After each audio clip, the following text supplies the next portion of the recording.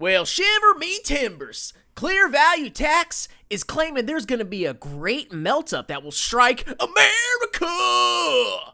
And he's got some advice for us. So let's react to this video and see if Clear Value Tax is a reasonable man, or if he's a panic PIMP who quit his tax firm because he makes more money more easily grifting on YouTube. Let's react.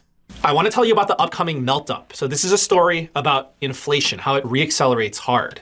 So you know how we had the Great Recession? Well, I'll coin this event the Great Melt-up. And it will happen. It is inevitable. So this story, it starts with the US government's, so the US federal government's national debt crisis. It's going to get worse. It's going to get exponentially worse. I wish I could describe it in a different way, but I've chosen my words wisely. Exponentially worse, and you could be the judge. Here's the US national debt over the past 100 years. This is coming directly from the government's website at the Treasury. Okay, so we see scary purple chart, odd choice of color there. But we see this massive chart of the debt going up massively. Oh my God. And you look at it and it's like, wow, our debt, inflation adjusted in 2023 dollars, has gone out of this freaking world. But you know what's also grown in the meantime? Gross domestic product, the national income. That's right.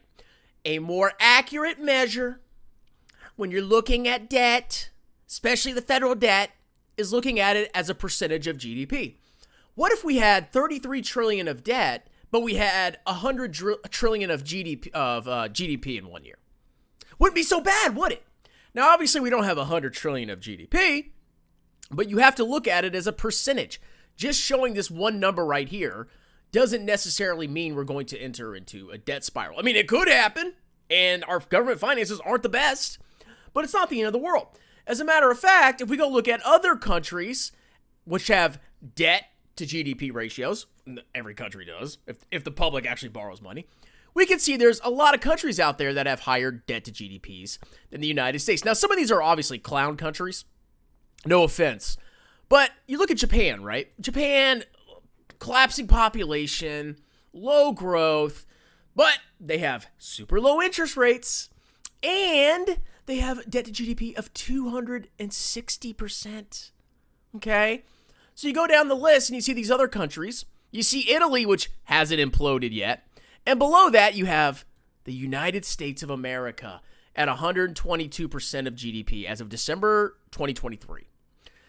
Is this bad? I mean, it's high on the list of countries. You go down, there's a bunch of countries that have lower debt to GDP, but it's not at the point where it's going to imminently explode. So by him showing you this purple colored chart, it's out of context, okay? You have to look at it as a percentage of gross domestic product. So this is their most recent charts. However, we've already crossed 35 trillion in debt in 2024. As I said, look for yourself. It's become exponentially worse. And also remember, a good chunk of that, I believe it's about 7 or 8 trillion, is it's intergovernment debt. Okay, so the debt held by the public is actually about 28, 29 trillion. I'll do another video where I cover that. But the debt picture isn't as bad as he's portraying it simply by showing the chart with the line going up very fast, because it's taken out of context. If you go back to World War II, we're at 50 right now. If we go back, during World War II, we had a debt to GDP of roughly around where we are right now. But GDP back then was a lot lower. And we eventually kind of paid it off a little bit, okay? You could see the debt basically flatlines, but our GDP was growing over that time.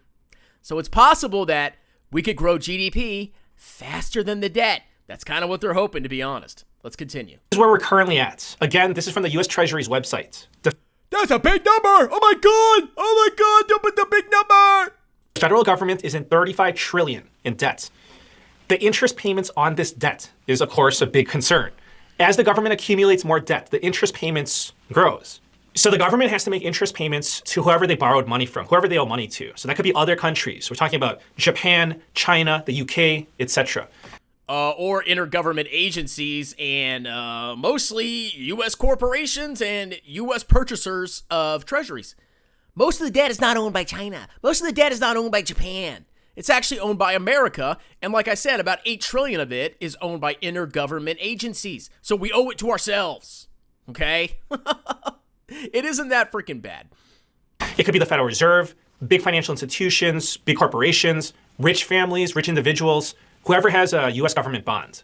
Now, I want Or SGov ETF. to connect the dots for you. Why this is a crisis, why inflation will get worse, why the US government, why the US economy cannot afford a recession, and also why the government will choose hyperinflation rather than deflation.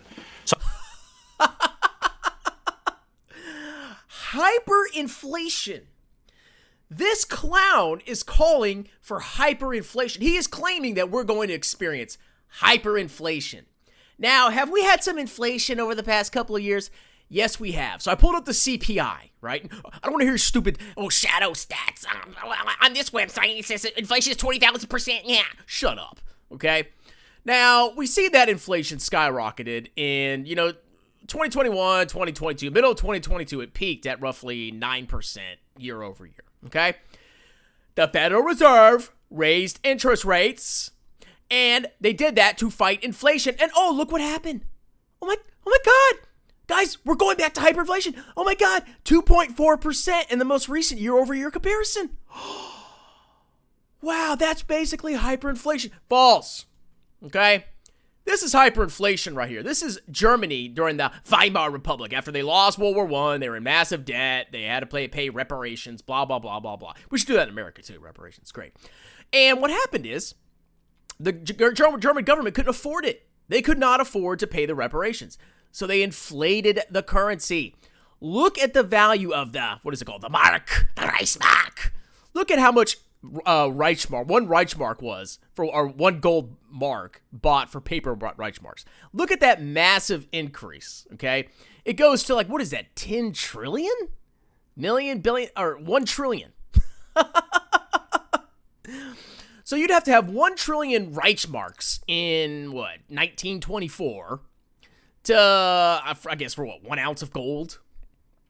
That is actual hyperinflation, okay? It goes from 10, 100, all the way to 1 trillion. That's hyperinflation. And you know what happened to Germany? Their economy collapsed, and guess who rose to dominate Germany? You remember Mustache Man? Yes, this was one of the reasons that it happened. The US government does not want hyperinflation. Because if we have hyperinflation, society will collapse, and we'll have probably fascism will rise again. And they don't want that. Trust me. We ain't going to hyperinflation. We aren't going to see a parabolic rise where something you can buy for $100 today is going to cost $1 trillion in 2 years. What a pinhead. Oh my God, 2%, 2%. It's basically this. Panic PIMP. So I want everybody to know this so that they can be best prepared. The federal government's primary source of income is tax revenue, so just taxes. So the biggest income source is individual income taxes, then Social Security, Medicare taxes, followed by corporate taxes. So those other tiny little bubbles that you see, those are insignificant. Those are things like customs taxes, excise taxes, etc. It's really not enough to move the needle. So for fiscal year 2024, the US government has collected about $4.4 trillion. So that's essentially the government's income. So they're going to end the fiscal year around $5 trillion. But this is where we're at right now for the year, the fiscal year. Now, here's how much the government has spent so far this fiscal year, $6.3 trillion. So the government has overspent by $1.9 trillion, and they need to borrow the difference. Yes, it's called deficit spending. They're spending more than they're taking in at the current moment. But that doesn't have to last forever. And the one solution is not hyperinflation, which would collapse the economy, collapse the nation, and lead to a far-right government probably, because the communists would lose, because they're losers. Now, here's what the money is being spent on. So this is coming from the same website, the US Treasury. The top expense items are Social Security payments, then Medicare, then interest payments, then healthcare, national defense, income security, veterans benefits, education, etc. Now, I want you to take a real good look at this. The government is overspending by about $2 trillion currently, right? So where are we going to cut $2 trillion from? Take a good look. Who's going to get screwed over here? Now, this is also coming from the Treasury's website. So this is another problem. Or maybe we raise taxes. Or maybe the economy grows magically, and that number doesn't look that bad. And what if interest expense goes down, which we'll talk about in a second? It says that as of August 2024, the government will spend over $1 trillion a year on interest payments over the next 12 months. So that's the current run rates. So the interest payments are accelerating. That means that there's False, okay? So they're accelerating right now, and you probably can't see this. I tried to pull this up, but basically this shows the maturity dates of marketable debt held by the public as of September 30th, 2023. I know it's small, sue me, okay? We can clearly see that the vast majority of federal debt is maturing imminently, okay? It's short-term debt. Now, when we raised interest rates, a lot of the old debt that was paying low interest rolled over into higher interest payments because rates are higher, okay? The Federal Reserve raised rates with their little manipulations. What do you think is going to happen as the Fed cuts rates? What do you think is going to happen, ladies and gentlemen? When the debt matures again, which is mostly short-term debt, we're not locked into paying high interest rates for long-term debt. You can see there's some long-term debt over here in this far right corner that goes out to 2053. But the vast majority of the debt is short-term debt. And that makes sense. Who's going to buy a long-term treasury? At least, especially at this time. But once that rolls over again, if rates are much lower, you're going to see interest expense go down again. What? You don't say. Oh, it's accelerating. Yeah, recently, but it could also go the opposite direction too when we refinance the debt. But you know what? Hyperinflation, collapse of America, rise of a dictatorship. That's what America wants. There's going to be less money for other programs. So listen, this is one of the reasons why the Federal Reserve had to cut interest rates. Just think about it. For the full year, if the government's going to collect $5 trillion in income from taxes, right? So $5 trillion, and they're going to spend $1 trillion on interest payments. That's 20% of tax collections. So what's going to But I thought we were choosing hyperinflation. Why did we raise interest rates? happen when that gets increased to 30%, 50%, 100%? It's just going to be, and this is unsustainable. It's just getting worse. This is ridiculous. It's like a house of cards. So it's eventually going to collapse. However, by lowering interest rates, it just buys more time. It's a stalling technique. Now, some people are going to... Okay, they cut rates. What was it? 50 basis points? So 0.5%? I read 50 basis points. But, I mean, that wasn't a massive cut, okay? If they were worried about, like, interest just bankrupting the government, they would have much bigger cuts. Trust me, okay? I think the Fed is a little bit smarter than this pinhead right here. Say that the U.S. government, the Federal Reserve, they can just print the money, right? And I'll say that you are absolutely correct. Yes, they can. However, if they do that, if they print trillions of more dollars, you know what's going to happen. You know the consequences. That's going to skyrocket inflation. Now, I want you to look at the trajectory Guys, they don't know that. They don't know that, but clear value tax does. that we're on. The red line is government spending. The blue line is revenue. Again, mostly tax collections. If the government spends more than they make, then they need to borrow more money. And then the interest payments get bigger. So the dotted line in the middle, that's 2020. That's not necessarily true. If rates come down and they refinance the debt that's maturing in the next couple of years at lower rates. 4, the projections are the government will continue to overspend. That's not surprising. And guess what? Last week, the government passed their CR, the government funding bill. There were no spending cuts. Same old, same old. So listen, the situation is just going to get worse. That is a given. And it doesn't matter who wins office, Trump or Harris. Makes no difference. Trump is I honestly think Trump will run it up more than Harris, personally. going to overspend like crazy. Trump added a record amount of national debts, more than Obama. And look at the Biden-Harris combo. They're going to do the same thing. They're going to spend like crazy. They added a record amount of national debts, more than Trump. So the national debt, it doesn't matter who wins. It's going to increase, and the interest payments will increase as well. Okay, now just think about this. Let's run this scenario where the federal government learns how to balance their budget. They cut spending. And okay, this is a joke. This is never going to happen, but just think about it. If they cut spending, if they balance their budget, what would happen? The U.S. economy would be thrown into a deep recession. You have to remember, the U.S. government, the federal government, is the largest U.S. employer. So what are they supposed to do? Massive layoffs and cut benefits all across the board? But listen, I really want you to think about... Or the economy could grow faster. Maybe that's what could happen, potentially. And then it wouldn't be such a big deal. That because the U.S. cannot afford that. They cannot afford to have a deep recession or high unemployment. You know why?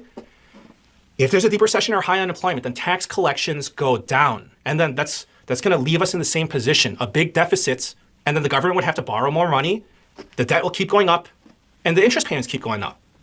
You know, so instead we should have hyperinflation, which collapsed the German economy and led to Mustache Man. That's a better alternative there, Mr. Slickback Hair.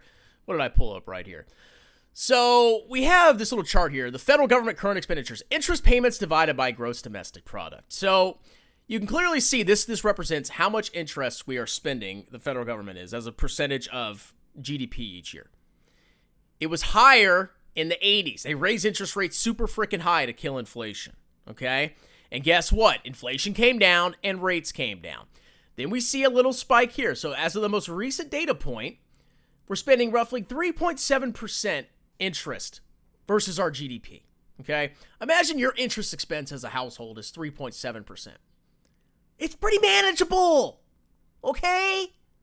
And that's when rates are at 5% or whatever. The Fed funds rate or whatever is at 5%. It's not an imminent collapse, okay? Hyperinflation is not the solution. I don't think they're going to do hyperinflation. Maybe elevated inflation versus the norm, but hyperinflation, that is the end of America. So listen, in a deflationary environment, your pre-existing debts become more expensive to service. So it's just going to make the situation worse.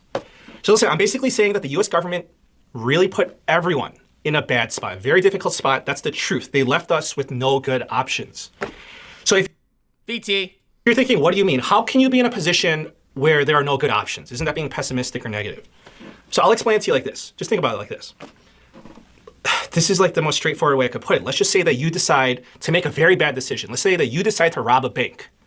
And in the process, all the police come and surround the bank. In that position, what are your options? Do you have any good options? No, they're all going to be bad options. So those are the consequences. Yes, because deficit spending is the same as robbing a bank. What a pinhead. To making a bad decision. I would say making a bad decision repeatedly. Now, I do want to tell you this because there's an idea. There's a concept that's circulating that will actually solve the national debt crisis and inflation. It's if there's a technological breakthrough that's going to massively boost productivity. That's a possibility. You ever heard of AI, my hot guy? Yeah, that's possible, okay? That's another way out of it instead of hyperinflation, which is the most pinheaded possible thing you could do as a country. So people are hoping that it's going to be AI, artificial intelligence. So that's going to do the trick. That's your glimmer of hope, but still a long shot. So the best bad option that we have right now is to inflate. And that's going to be the favored route because two reasons. So the first reason is because inflation makes it easier to keep up with interest payments. And two, inflation gives the elite class an advantage. The advantage is first. Well, bond markets price in inflation risk and probability, right? That's a thing. The bond market isn't just gonna, government's gonna inflate our away, so we're not gonna, demand higher rates. No, that's not how it freaking works. Access to money. Okay, so what's the lesson here? The lesson is that you must invest in financial assets. This is not to get rich. This is for your protection. This is just to keep up with inflation. So I'm telling you, inflation is going to reaccelerate hard. Probably 2026 could be sooner. But that's going to be the start of the great melt-up. So more and more people are going to realize this, and I'm telling you have to get ahead of this. Now, for the average person, what should I buy? Bitcoin? Weren't you shilling that? I'll give you some straightforward examples. One example would be buying a home as your primary residence. So there's all this talk about there, is it better to buy or rent? I would say that if you're going to live in a home for 3 years or more, you're going to be much better off buying because... I'd say a little bit longer. In my opinion, you should just buy your one forever home. Stop buying and selling freaking homes. Starter homes are a meme. Find a house that you can live in forever, buy it and stay in it and lock in an interest rate and refinance it if rates come down. That will set you up for success, not 3 freaking years. Just think about it. If you're going to get a mortgage and inflation is running at 10%, 15%, then it's going to be so much easier to... 10 or 15%? We're at 2.4% right now, clown. Pay off the mortgage. If you're renting and the landlords, if we're in that type of environment, what are they going to do? They're going to jack up the rents 15, 20, 25% a year, and you're going to be at their mercy. For the average person, it's about getting invested in the stock market. Just ride the wave up. Again, it's not about you trying to get rich. It's about you not falling behind. Wow, genius. Buy stocks to hedge against inflation. Wow. What a genius. I never thought of that before. If you can beat the real rate of inflation, that's great. But at least if you're just, on par, at least your money, your savings, it's not falling behind. For the average person, it's about getting some gold, getting some silver, getting some commodities. No. Shiny rocks. Commodity. What am I going to put some iron ore in my backyard? Chop up some lumber, put it in my little backyard. My kids can have a tree house. Is that my inflation hedge? You can do that physically. You can do that through the stock markets. So listen, I just want you to be aware of the situation. I'm just trying to keep people safe. The wealth inequality in the upcoming years is just going to get much worse due to inflation. And I'm just trying to help as many people as possible. Thank you for the support. Oh, you're such a great guy, Clear Value Tech. So, panic PIMP, okay? Now, is our government bad? Or is our spending bad? Yes, I think it is. Do I think our economy is artificially pumped up by deficit spending? Yes, I do. Do I believe we're in a scenario where we're going to have hyperinflation? No, I don't. Do I think there's going to be an imminent melt-up? I don't see that, okay? I think the government, the central bank, are trying to kill inflation, and it seems to have worked. It's crazy. So inflation is now 2.4% year over year, and they cut by 50 basis points. Oh my God, they're choosing hyperinflation. You need to buy shiny rocks. What a frickin' pinhead. Let me know your thoughts in the comments below. Check out the pinned comment if you want a sponsored video. Check out my book, Stop Being a Broke Loser. It's on Amazon. If you want one-on-one tutoring or you just want to talk to me, see the pinned comment below. Have a wonderful, delicious day.